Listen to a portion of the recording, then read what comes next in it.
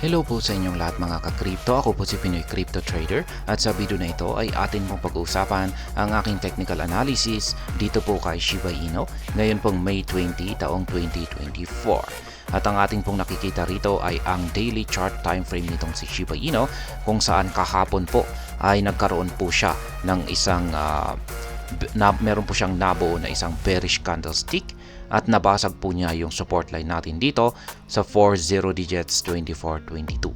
Kaya mukhang magkakaroon po siya ng retest dito sa upper portion ng ating bullish flag pattern na kanya pong binasag nitong mga nakalipas na araw. At ayan, bago po tayo magpatuloy ay nais ko lamang po munang bigyang linaw ang aking disclaimer kung saan ang nilalaman po ng video na ito ay hindi po ito isang financial advice. For education and information purposes lamang po ang layunin nito.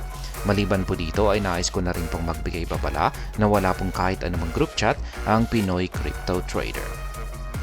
Ngayon ay check po muna natin ang kanyang performance dito kay CoinMarketCap kung saan ang kanyang 24-hour performance ay bagsak po siya ng 4.25%. Kaya yan, nagre-reflect po siya sa kanyang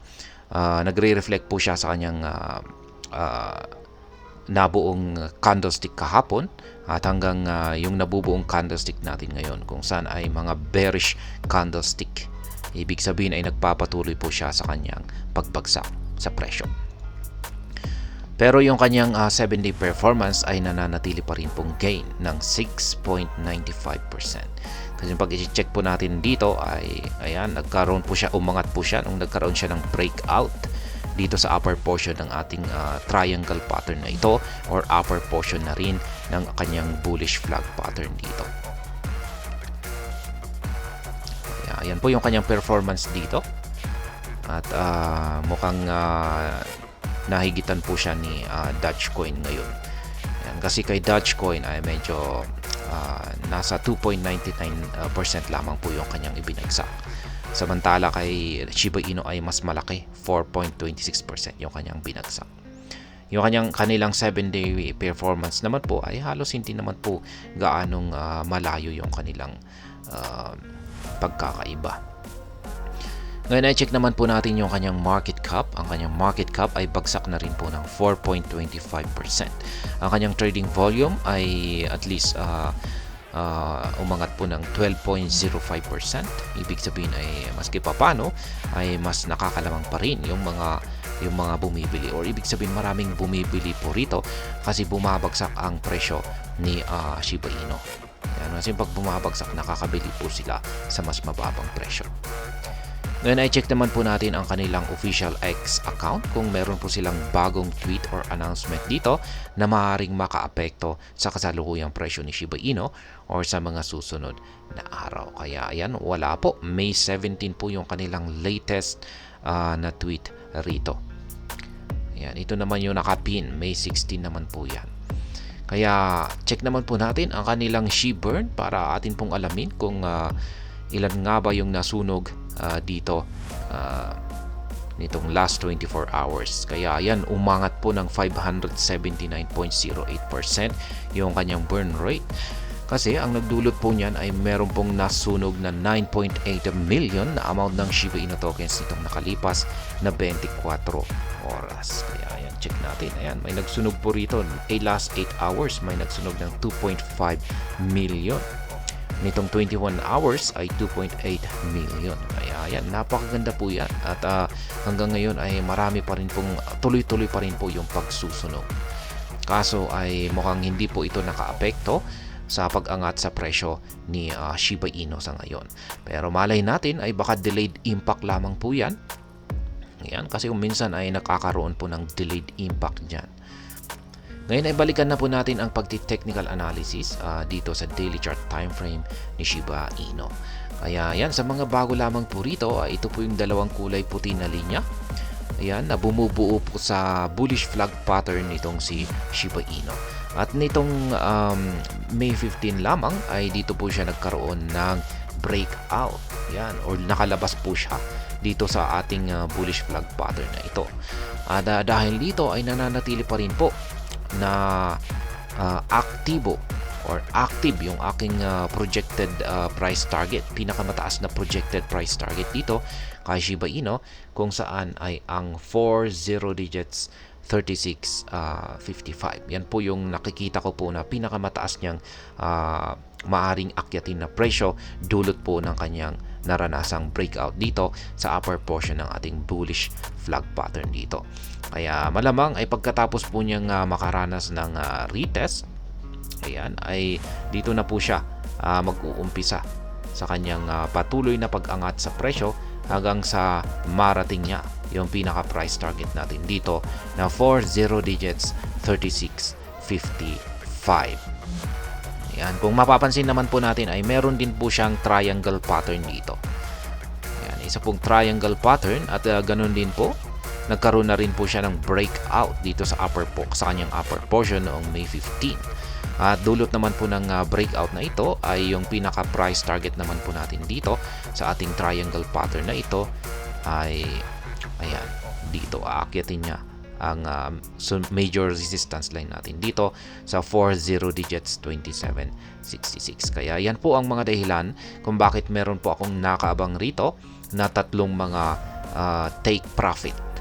Yan. Pero tayo ay nasa spot trading position, kaya kung pag nagti-take profit po tayo ay sell pending orders po ang mga yan.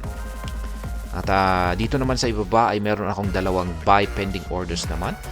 Ito naman po yung dalawang kulay blue. Yung mga kulay yellow ay mga sell pending orders ko po yan or take profit. Yung mga kulay blue po rito na arrow signs ay buy pending orders ko po yan. Kaya yan po ang aking mga active na pending spot pending orders or trading positions dito kay Shiba Inu. Kaya para po sa mga bago dyan or yan, maging yung mga dati na rin na gustong gayahin yung aking simpleng paraan sa pagtitrade dito kay Shiba Inu, ay yan po yung aking mga live spot trading positions sa pagtitrade dito.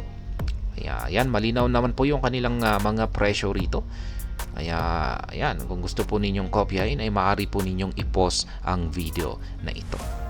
Ngayon ay ilapit po natin para suriin po natin yung ng mas malapitan yung ginagalawan na bahagi ni Shiba Inu dito. At yan nga, nabasag po niya kahapon yung ating support line dito sa 4 0 digits 24.22. Kaya update po natin yan. Palitan po natin ang kanyang kulay ng green. Yung color coding po natin dito para sa mga bago lamang ay yung kulay green ay nagsisilbi pong mga resistance line at yung mga support line ay yan, mga kulay red. Ayan po ulit sa mga baguhan lamang dito kung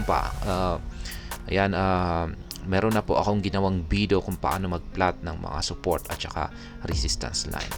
Kaya maaari po ninyong balikan yan. At ngayon ay yung aking analysis dito ay magkakaroon po ng retest dito. Ayan, sa upper portion ng bullish flag pattern natin na ito. Ayan, yung kulay puti na linya na yan. Or yung upper portion ng ating triangle pattern dito. Ayan, mukhang babagsak po siya hanggang dito. Pero tatalbog po siya rito. Ayan, tatalbog po siya rito at dito na po siya makaka-recover at magpapatuloy po siya sa kanyang pag-angat sa presyo. Sapagkat bullish pa rin po yung signal natin dito sa ating dalawang indicator. Yung ating hazard indicator ay kulay green. Ayan, bullish pa rin po yan. Kulay blue yung mga nabubuong QQE bars natin. Yun nga lang at medyo nagpapakita po sila ng paghina sa kanilang bullish momentum. Dulot po yan ng kanyang correction. Pero sa tingin ko ay ayan na nga, gaya ng sinabi ko kanina, ay isa lamang po itong retest na maaring umabot hanggang dito sa ibabaw ng kanyang binasag na upper portion ng bullish flag pattern natin dito or triangle pattern. Pero pagkatapos po niyan ay asahin natin na siya po ay makaka-recover at magpapatuloy po ito sa kanyang pag-angat sa presyo. Kaya ayan po yung aking technical analysis update sa araw na ito dito kay Shiba Inu. At hanggang dito na lamang po tayo sa video na ito. Sana po ay inyong nagustuhan ang aking paliwanag dito. kung inyo po itong nagustuhan ay pakiclick lamang po ang like button nito. Para naman po sa mga bago lamang dito, kayo po ay aking inaanyayahan para mag-subscribe. Pakiclick na rin po ang bell icon nito dahil ito po ang siyang magsisilbing notification nito sa mga bago kong videos na akin pong ina-upload sa aking YouTube channel na ito. Marami pong salamat sa panunood, ingat po tayo lagi at God bless po sa ating lahat.